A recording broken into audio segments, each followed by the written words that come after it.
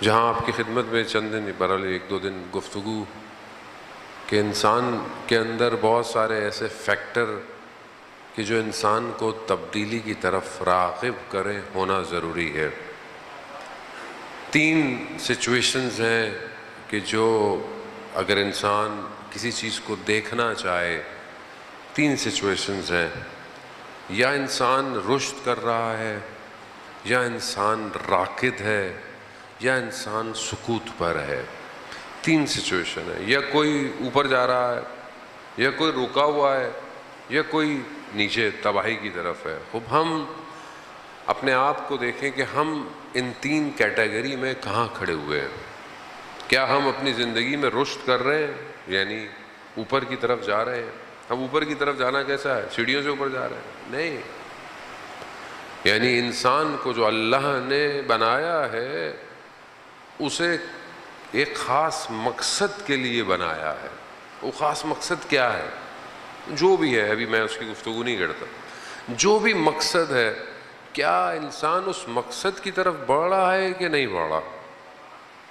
مثلا آپ اپنے گھر سے نکلے، صبح اپنے آپ گھر سے نکلتے ہیں اور کوئی بھی آپ کا مقصد ہے، بچے اسکول جاتے ہیں، جوان یونیورسٹی جاتے ہیں، جو جاب کرتے ہیں وہ اپنے کام پہ جاتے ہیں۔ اب جو آپ کا مقصد ہے، اب آپ صبح اپنے گھر سے نکلے، اب آپ کو کوئی دیکھے تو کس پوزیشن میں دیکھے گا؟ کیا آپ اپنے مقصد کی طرف جا رہے ہیں یا نہیں جا رہے؟ اب آپ یا مقصد کی طرف جا رہے ہیں، یا رکے ہوئے ہیں، یا کہیں اور جا رہے ہیں۔ دیکھنے والا اس 3 حالتوں سے بتاؤ۔ اب آپ اپنے بچے اسکول کے لیے جائیں یا اسکول نہ جائیں، اس کا مطلب کیا ہے؟ یا اسکول جا رہے ہیں یا اسکول نہیں جا رہے، دروازے پہ کھڑے ہوئے، یا دروازے پہ کھڑے ہوئے، یا پھر گھر والوں کو بولا اسکول جا رہے ہیں، خود کہیں اور جا رہے ہیں۔ تو وہ کیا ہے؟ سکوت ہے۔ وہ انسان باطنی طور پر بھی انہی 3 سٹیجز میں پھنسا ہوا ہے۔ اب یہ 3 سٹیجز کون سی چیز ہے کہ جو انسان کو راکد ہونے سے بچائے، یعنی رکنے سے، اور سکوت سے بچائے؟ کوئی اور سسٹم نہیں ہے دنیا میں سوائے امامت کے کہ جو انسان کو رشد دے، کیونکہ اللہ نے انسان کو بنایا ایسا ہے کہ اسے ایک سسٹم کی ضرورت ہے، اور یہ سسٹم جب تک وہ اپنے وجود پہ اپلائی نہیں کرے گا وہ سسٹم میں داخل نہیں ہو سکتا۔ کل میں نے آپ کی خدمت میں عرض کیا کہ ہمیں اس امام کی وادی میں داخل ہونا ہے۔ اگر ہم داخل ہوں گے تو پھر ہم کربلا تک جائیں گے، اور اسی طرح ان چیزوں کو بھی انڈرسٹینڈ کرنا ہے کہ جو چیزیں ہمیں رشد ہونے سے روک رہی ہیں۔ اب مثال کے طور پر آپ اپنے آفس جانا چاہتے ہیں، آپ اپنی یونیورسٹی جانا، رستے میں روڈ خراب ہے، رستے میں پروٹیسٹ ہو رہا ہے، رستے میں ناکا ڈالا ہے، کوئی بھی رستہ بند ہے، وہ یہ کیا ہے؟ وہ یہ رکاوٹیں ہیں، یا گڑھا ہے، یا مطلب پانی کھڑا ہوا ہے، کوئی رکاوٹ ہے۔ اب آپ کو پتہ ہونا چاہیے کہ میرے ہدف تک پہنچنے میں رکاوٹیں کیا ہیں۔ تو یہ جو انسان رشد کرتا ہے کمال کی طرف جانے کے لیے، وہ اس کی رکاوٹیں کیا کیا ہو سکتی ہیں، وہ یہ انسان کو پتہ ہونا چاہیے کہ میں جو اتنے عرصے سے مجلس سید الشہداء پہ آ رہا ہوں، میں رشد کیوں نہیں کر رہا؟ وجہ کیا ہے؟ مجلس میں پرابلم ہے، عزاداری میں مشکل ہے؟ نہیں، مشکل میرے اپنے اندر ہے۔ میں ایسی چیزوں میں پہنچنے سے روک رہی ہے۔ اب یہ عزاداری، یہ مجلس آخر کیا چیز ہے؟ مطلب آپ دیکھیں گے کہ پوری دنیا ماہ محرم اور حرام شروع ہو چکا ہے، پوری دنیا۔ آپ اپنے شہر کو دیکھ لیں، آپ دیکھ لیں ہر جگہ مجلس ہو رہی ہے، ہر جگہ لوگ ہیں، ہر جگہ ذکر ہو رہا ہے، گلی میں، کوچے میں، محلوں میں، ہر جگہ۔ نہ سنی شیعہ کا فرق ہے، ٹی وی کے اندر آپ دیکھیں ہر جگہ ہو رہا ہے۔ خوب آخر کون سی چیز ہے جو سب کو کھینچ رہی ہے؟ اور یہ چیز مادی ہے، میٹر ہے؟ کوئی مادہ کھینچ رہا ہے آپ کو؟ نہیں۔ کوئی آپ کو پیسے دے کے بلا رہا ہے؟ نہیں۔ مثلا کوئی اور چیز ہے؟ نہیں۔ کون سی چیز ہے؟ کون سی چیز ہے جو پوری دنیا کے لوگوں کو کھینچ رہی ہے؟ تو یہ چیز مادہ نہیں ہے، میٹر نہیں ہے، یہ بیونڈ میٹر ہے، یہ مادے سے کوئی اور خارق العادہ چیز ہے۔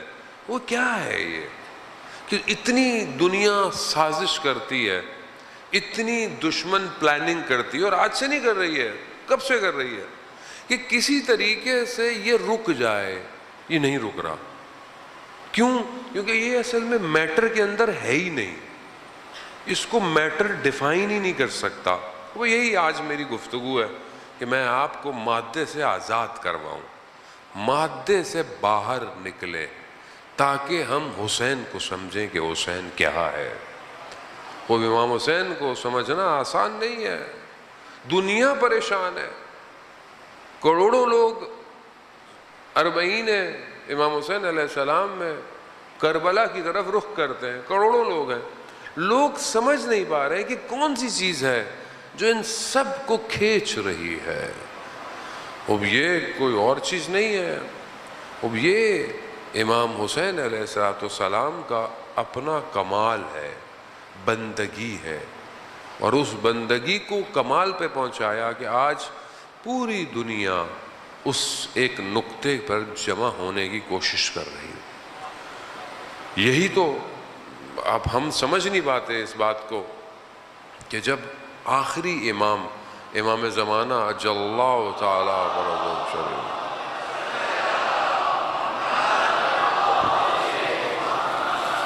جب امام تشریف لائیں گے تو امام مکہ کی دیوار سے لگ کر جو گفتگو کریں گے، یا یوں کہیں کہ اپنے آپ کو انٹروڈیوس کروائیں گے، لوگوں کو بتائیں گے میں کون ہوں، کیا کہیں گے امام آپ سب سنتے ہیں، امام کیا کہیں گے؟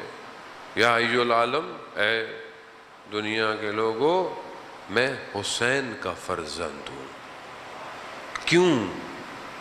کیونکہ دنیا امام حسین کو پہچان چکی ہوگی۔ یہ میری آپ کی ذمہ داری ہے کہ ہم دنیا کو امام حسین بتائیں، حسین کیا ہے۔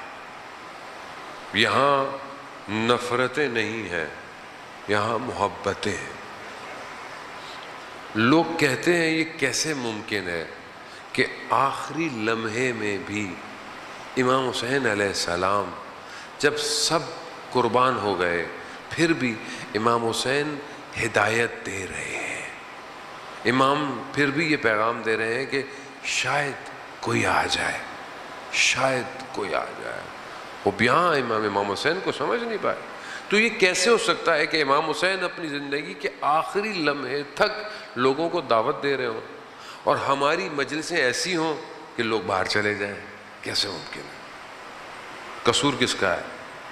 ہمارا قصور۔ ہماری مجلسیں ایسی ہونی چاہیے کہ لوگ اس میں شامل ہوں، صرف مسلمان نہیں، ہر مذہب کے لوگ۔ یہ جگہ بشریت کی بقا کی جگہ ہے، یہ تفرقہ پھیلانے والا پلیٹ فارم نہیں ہے، یہ کائنات کو سمیٹنے والا پلیٹ فارم ہے۔ خوب یہ ایسا ہونا چاہیے، یہ ہماری ذمہ داری ہے۔ ماہ محرم میں ہمارا کوئی بھی کام، ہمارا کوئی کردار، ہمارا کوئی جملہ ایسا نہ ہو جس سے کسی اور کے دل پر ٹھیس پہنچے، کوئی بھی نہ۔ آپ روڈ پہ جا رہے ہیں، آپ جلوس نکال رہے ہیں، آپ نے سبیل لگائی ہوئی ہے، کسی کو تکلیف نہ دیں۔ حسین کسی کو تکلیف دینے کے لیے نہیں ہے۔ آپ آتے ہیں، خاص طور پہ مجھے کہا کہ اسکاؤٹ ظاہر ہے آپ کے لیے انتظام کرتی ہے، پارکنگ یہ وہ، تو ان سے آپ کا بیہیویئر کیسا ہونا چاہیے؟ کیسا ہونا چاہیے؟ لوگ بعضوں کا وہ کہتے ہیں، لوگ ناراض ہو جاتے ہیں، لوگ لڑ رہے ہیں۔ عزیزان محترم، آپ کہاں آئے ہیں؟ آپ کس کے پاس آئے ہیں؟ آپ کس کو دکھانے آئے ہیں؟ کس کو دکھانے آئے؟ مجھے دکھانے آئے؟ ٹرسٹ کو دکھانے آئے؟ اپنے امی ابو کو دکھانے آئے؟ کس کو دکھانے آئے آپ؟ آپ کیا چاہتے ہیں کہ کون آپ کے قلوب کی طرف نگاہ کرے؟ کون؟ اپنے دل سے پوچھیں، مطلب آپ کیا چاہتے ہیں؟ ابھی آپ کے دل کی سچویشن کیا ہے؟ ابھی آپ کے دل میں کیا ہے؟ کیا ہے آپ کے دل میں؟ صرف حسین ہے. یہ کیسے سب کے دل میں حسین آ گیا؟ آپ کا قلب کیا ہے؟ عزیزان محترم، بھائی یہ تھوڑی سی گفتگو آپ کے درمیان میں ہے. انسان 3 ڈائمنشنز رکھتا ہے. انسان کا جو وجود ہے، بدن کہہ لیں آپ، بدن تو میں نہیں کہوں گا، بدن تو خود میٹر ہے. انسان کا جو وجود ہے اس کی 3 ڈائمنشنز ہیں. پہلی ڈائمنشن جو ہے وہ اس کا نفس اس کی ایک ڈائمنشن ہے. اب میں نفس پہ گفتگو نہیں کروں گا بہت زیادہ، اگر آپ چاہتے ہیں اس پہ مطالعہ کریں تو معرفت نفس آیت اللہ حسن زادہ عاملی کی کتاب ہے، عباس ہے، آپ اس کو پڑھ سکتے ہیں. نفس کی اپنی کیٹیگریز ہیں، لیول ہیں، سب کچھ ہے. ویسے گفتگو کے درمیان میں آ گیا تو دوسری جو ڈائمنشن ہے وہ عقل ہے. عقل ادراکات کرتی ہے، عقل درک کرتی ہے، عقل آگاہی رکھتی ہے. عقل کی جو بیسٹ ڈیفینیشن ہے، بہت سارے لوگوں نے عقل کی تعریفیں کی ہیں، عقل کی جو بیسٹ ڈیفینیشن ہے وہ امام جعفر صادق علیہ السلام.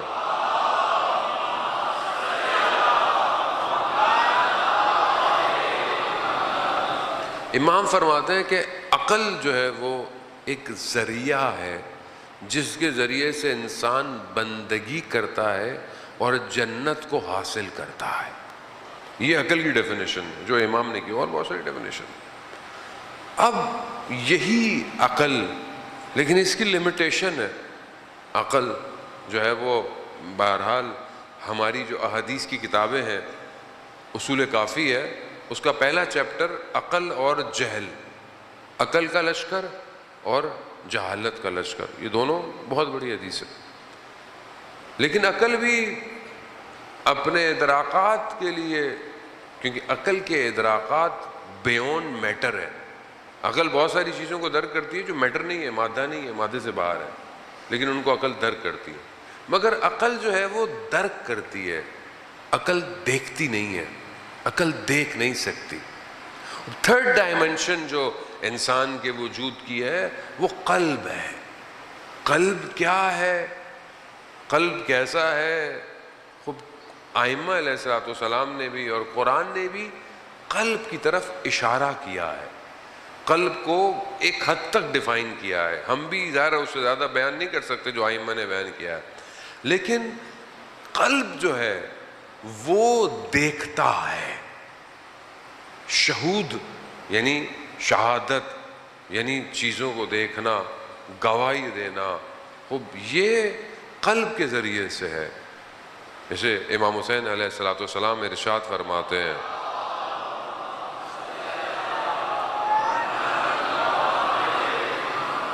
امام ارشاد فرماتے ہیں کہ اندھی ہو وہ آنکھ جو تجھے نہ دیکھ سکے.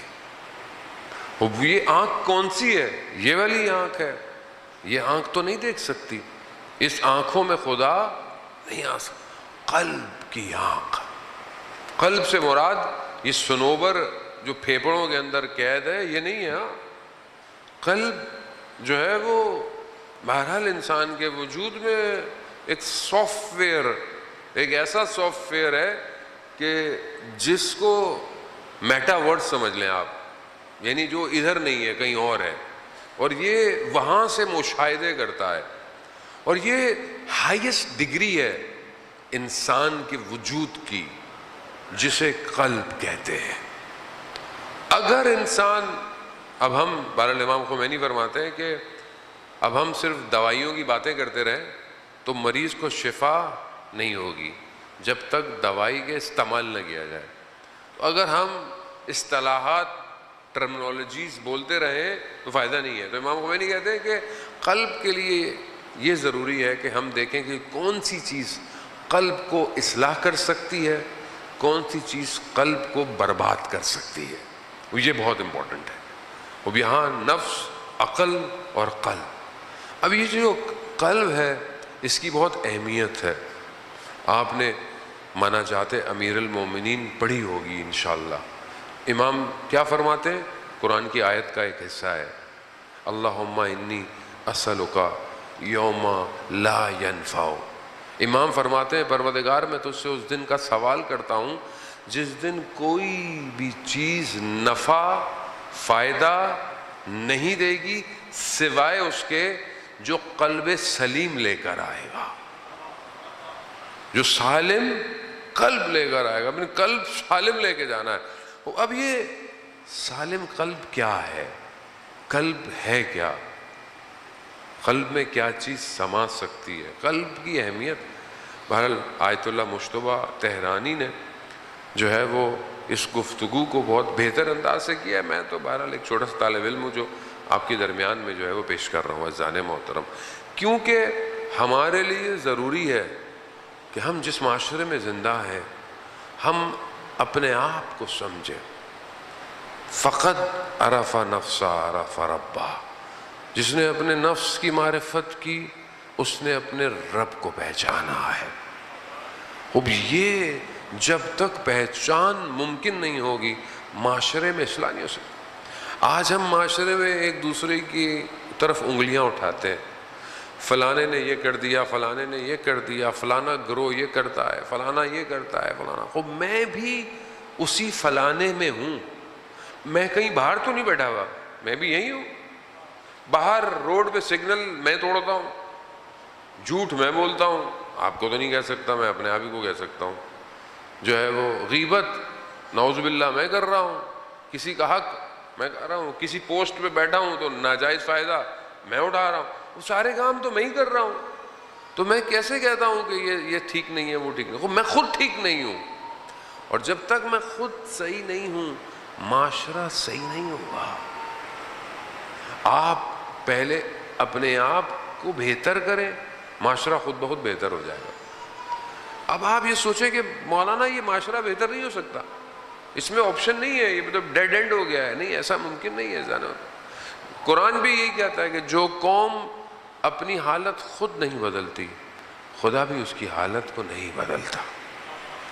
اگر ہم چاہتے ہیں کہ ہم ایک ایسی حکومت میں شامل ہو جائیں کہ جہاں پر ایک بوڑھی عورت سر پہ سونا لے کے جا رہی ہوگی اور لوگ اس کو لالچ کی نگاہ سے نہیں دیکھیں گے، ایک حکومت ہے نا ایسی جو آنے والی ہے، جو ہوگی، اس میں کیا ہوگا؟ لوگ لالچ نہیں کریں گے، لوگ جھوٹ نہیں بولیں گے، بغض نہیں رکھیں گے، منافقت نہیں کریں گے۔ وہ ایسی حکومت ہوگی۔ وہ ایسی حکومت میں جانے کے لیے کیا کرنا ہے آپ نے؟ کیسے جائیں گے آپ؟ ابھی سے اپنے وجود سے لالچ باہر نکال دیں، منافقت باہر نکال دیں، جھوٹ باہر نکال دیں، غیبت باہر نکال۔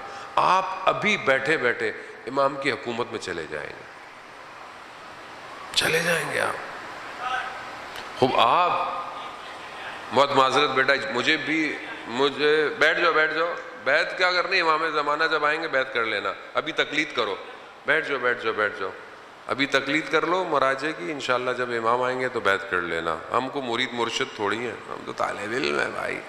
صلوات بھیج دے محمد وعلی محمد۔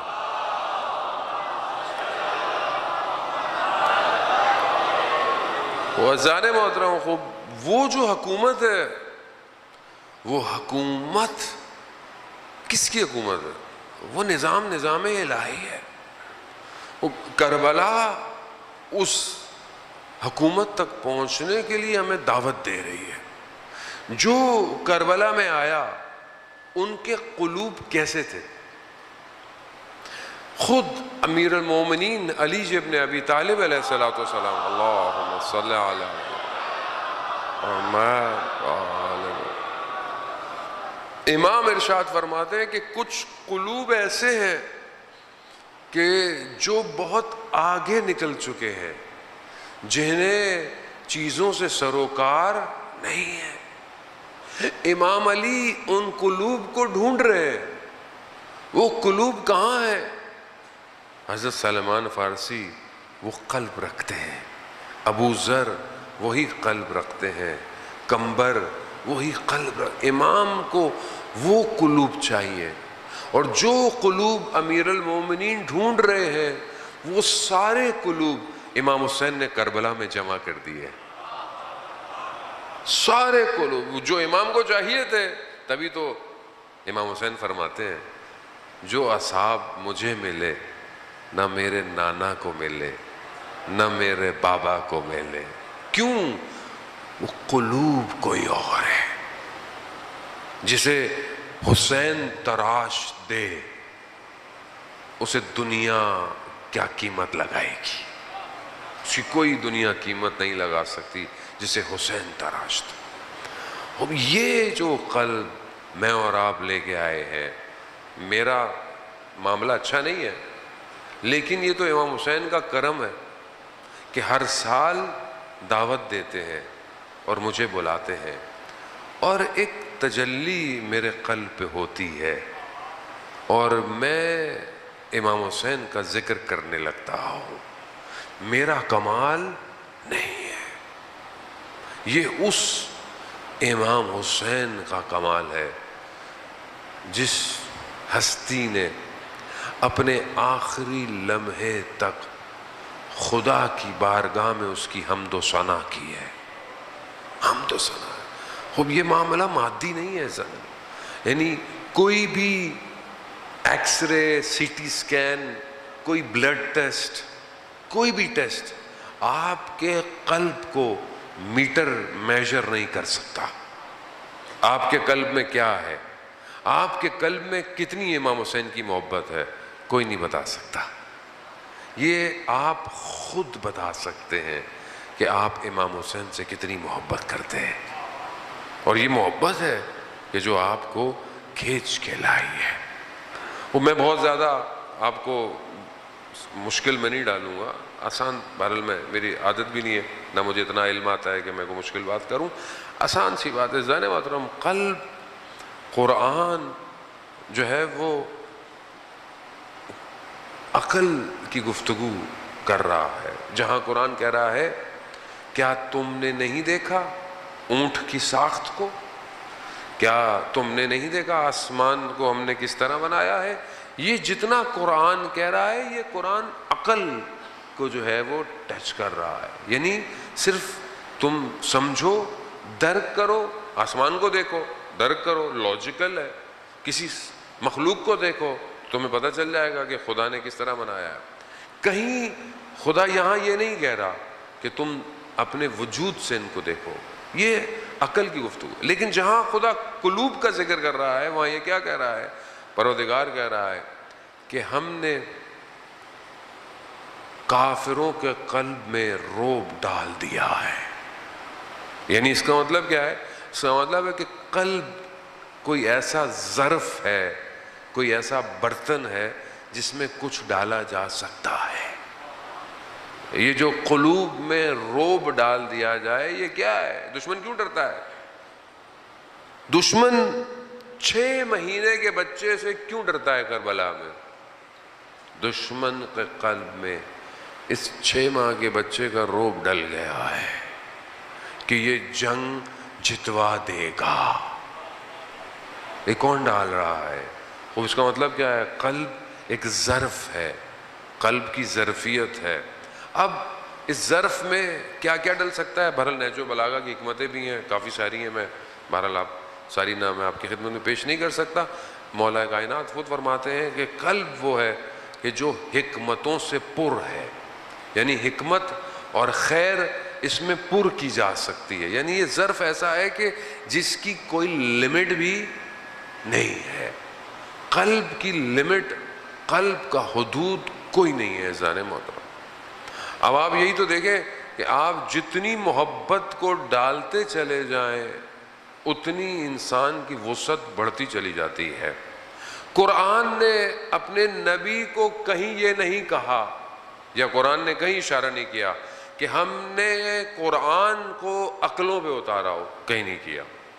پہاڑوں پہ اتارا، بولا پہاڑ نے منع کر دیا، ہر چیز نے انکار کر دیا کہ ہم اس امانت کو برداشت نہیں کر سکتے. پھر کہاں اتارا خدا نے قرآن کو؟